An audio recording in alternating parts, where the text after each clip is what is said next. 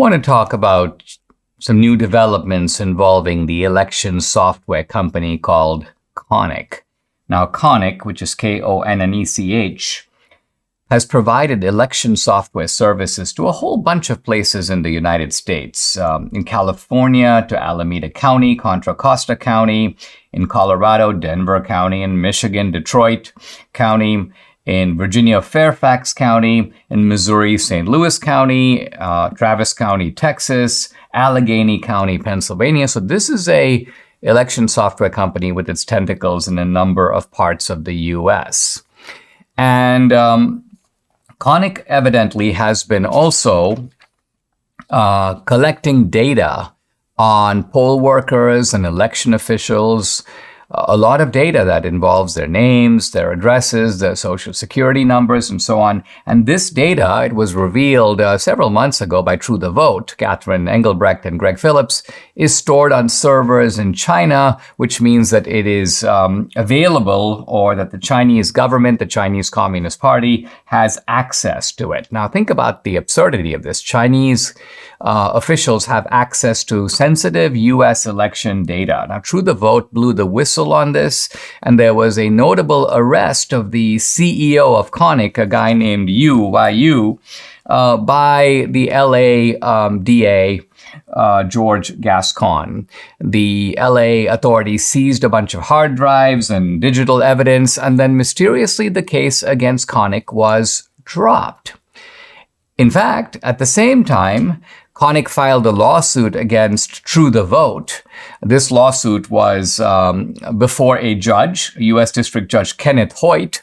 He demanded that True the Vote turn over their Konnech files, their Konnech sources to him. And Catherine Engelbrecht and Greg Phillips said no. They said, look, we can't tell you our sources because we have promised them confidentiality. We are obviously willing to share the data. In fact, we have been sharing the data with the FBI. But the judge goes, if you won't turn over the sources to me, I'm going to jail you.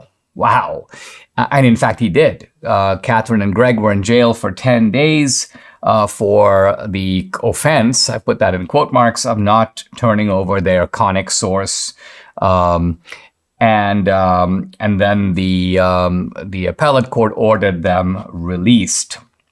Now, interestingly, Catherine and Greg decided to put this Konnech information that they had on the web, and they did. They put it up on a site called open.inc,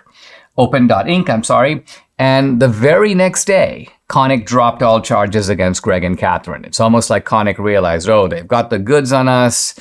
This suit is going to go nowhere. We're accusing them of something, and they can prove that they collected legitimate information through legitimate sources. And we don't want this to be going to court because all of this is going to come out in open court. That's going to be media coverage. So Konnech basically decided, let's turn tail and take off. And that is, in fact, what they did.